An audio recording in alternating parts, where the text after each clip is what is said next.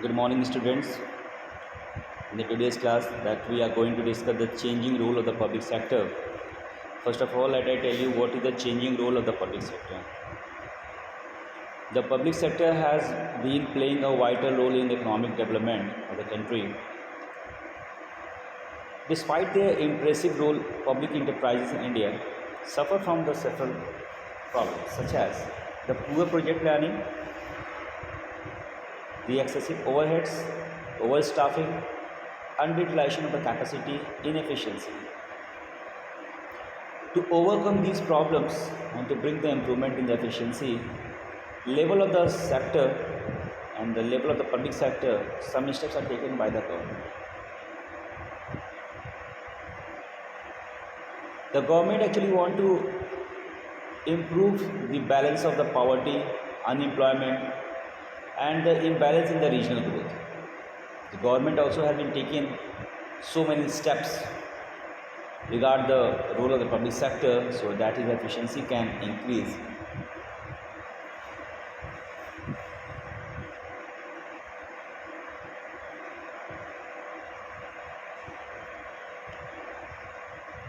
The following points highlight the changing role of the public sector, the development of the infrastructure.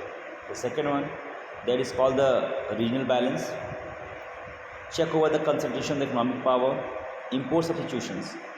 Its government trade and the economic policy which advocates replacing foreign imports with domestic productions. For example, replacement of some agriculture of industrial imports to encourage local productions for the local consumptions. The government policy towards the public sector since 1991, Government of India has introduced the four major reforms in public sector in its new economic policy of 1991. Reduction in the number of industry reserved for the public sector from 17 to 8 and then to 3.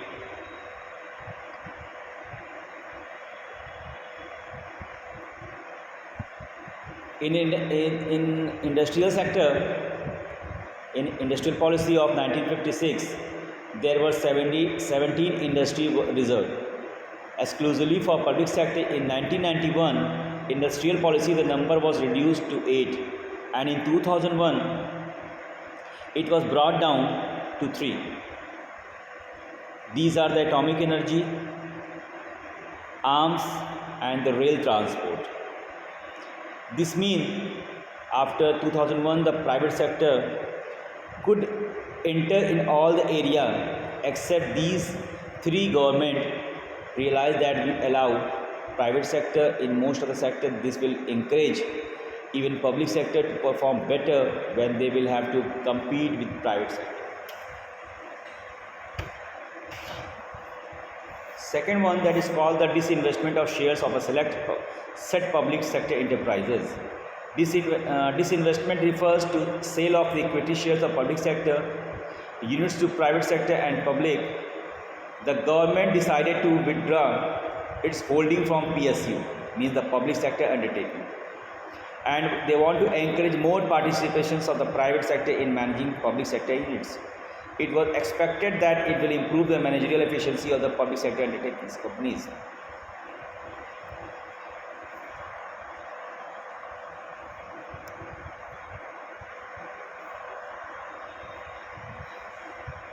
The primary objective of the privatizations it was reducing debt and interest burden from the government, transferring the risk from public sector to private sector, reducing government control.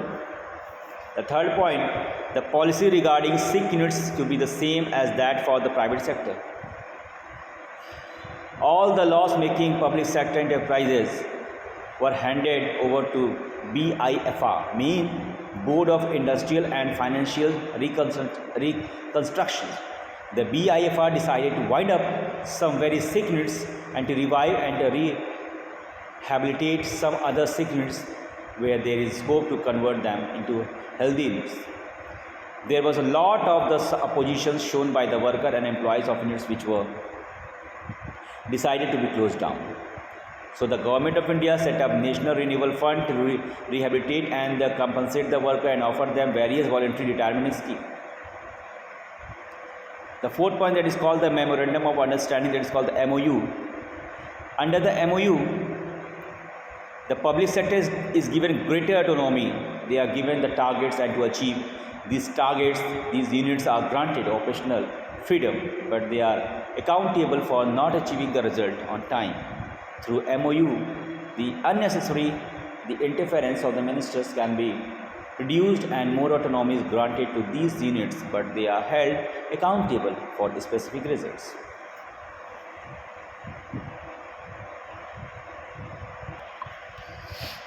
After that, we'll proceed for the global enterprises, also known as we all know that is called the MNC, multinational companies. What is global enterprises? Multinational companies. Actually, both are the same language. It consists of the two different words, multi and national. Multi means many and the national means countries or nations. So, it has become the multinational. So, multinational means a company which operates in many countries. Such a company has branches, factory, workshop in different countries. Multinational corporation, also known as a transnational corporation, global enterprises or international enterprises. For example, Coca-Cola, Hyundai, Nike, Reebok, L'Oreal, Sony, LG, Samsung, Oppo, Vivo. They are the multinational companies. Multinational corporation, the company, is a cross-border of the transnational business organization or aggregate of the organization that is characterized mainly by this dispersal of the managerial centers among several nations for purpose of the overcoming the barriers at the political frontiers of the states. The features of the global enterprises: it has the huge capital resources known as the giant size. The assets and the sales of multinational company are quite large. These companies operate on large scale. They also issue the shares to boom and to grow the company.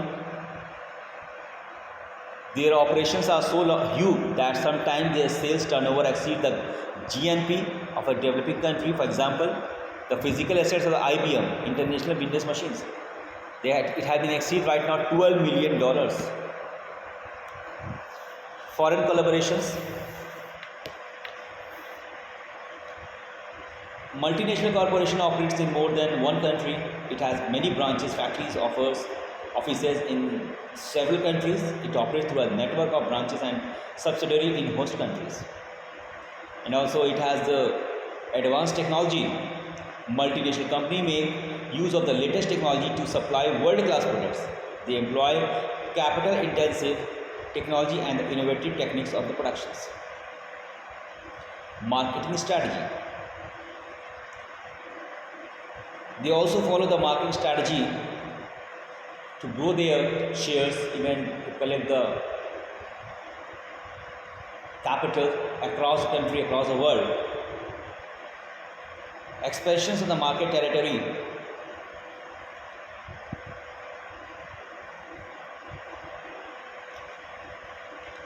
Due to its vast resources and excellent market skill, multinational corporation has access to international market. It is able to sell its product, services in the different countries. MNC should be allowed to enter in high-tech industries, for example, telecommunication, petrochemicals. Centralized control. The branches of multinational company and the global enterprises is spread in different countries are controlled and managed from the headquarters located in the home country. All branches operates within the policy framework formed by the headquarters. After that, we also will discuss on the joint venture. When two or more firms join together to establish a new enterprises, then it is known as a joint venture. Joint venture is a project or enterprise in which multiple companies or individuals invest, just like the Maruti and Suzuki, just like the Sony Ericsson. just like the Bajaj Allianz. The two firms contribute capital and participate in management of enterprises. In simple words, we can say that joint venture is a partnership between two firms. Firms of the same country as well as the firms of the two different countries can join together to form joint venture. Tata Iron and Steel Company, Yamaha Motors, Birla, Maruti Company, what they are? They are also called for the joint venture. What are the reasons to make the joint venture? The reason behind the joint venture often includes business expansions, development of new products, or moving into the new market, particularly in another company. Now let me talk about the benefit of the joint venture. Increase resources and capacity.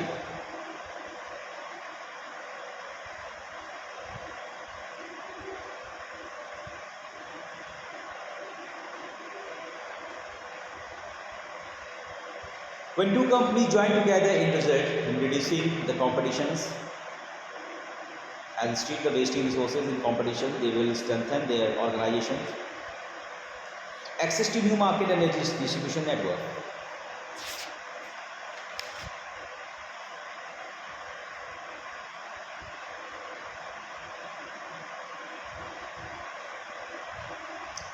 With the help of the joint venture, firms can be more competent because both the firms can show their best skills. While working together, resources also will increase. Access to technology. By joining hands with foreign country, Indian companies can get the benefit of the advanced technology. Low cost productions. When two firms join together, then they can operate on a large scale and get benefit of companies of scale and hence reduce cost of production and marketing. Established brand name. When the two firms join together, they established a brand name to compete the market because it gives the strength instead of the wasting resources. After that, we'll go for the public-private partnership, which means PPP. What is actually PPP? Public-private partnerships. It refers to the involvement of the private sector in the government project aimed at the public benefit in the form of management expertise and monetary contributions, which is funded and operated through a partnership of the government, one or more private sector companies. These schemes also referred P3, PPP or P3. For example, our hospitals building financed and constructed by the private developers that leads to hospital authority. The private company acts as landlord and provides housekeeping services and non-other medical services. Let's come to the following are the main features of the PPP. PPP are related to the high priority government plan projects. PPP is a contract with the government between the public sector and the authority and the private party, in which the private party provides the public services and bears financial, technical and operational risks. PPP main objective is to combine skills, expertise and experience of the both public and the private sector to deliver high quality of services. Because in sometimes PPP, the cost of using service is borne by the users of the services, not by the taxpayers. In some of the cost providing services is borne wholly or partly by the government. PPP divide the risks between the public and the private sector.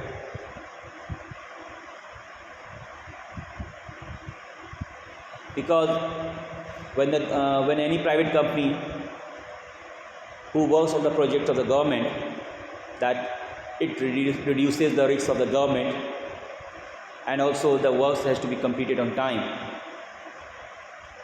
The government remains accountable for the quality and the cost of the services. The PPP are used in the government project aimed at the public benefit because PPP is suitable for high priority projects such as the infrastructure. PPP is used in the government project targeted at the public welfare, just like the Delhi Metro Rail Corporation, also as the LMC, Lucknow Metro Rail. PPP project lead to faster implementation, reduced life cycle. PPP, under the PPP, public-private partnerships, sharing of the revenue of PPP is shared between government and the private enterprises in agreed ratio. But the problem with the PPP, the main problem with the PPP project is that the private investors obtained a rate of return that was higher than the government bond rate, even though most of the economic resource has risks is borne by the public sector. Now a chapter has been completed. We will go for the business services on tomorrow.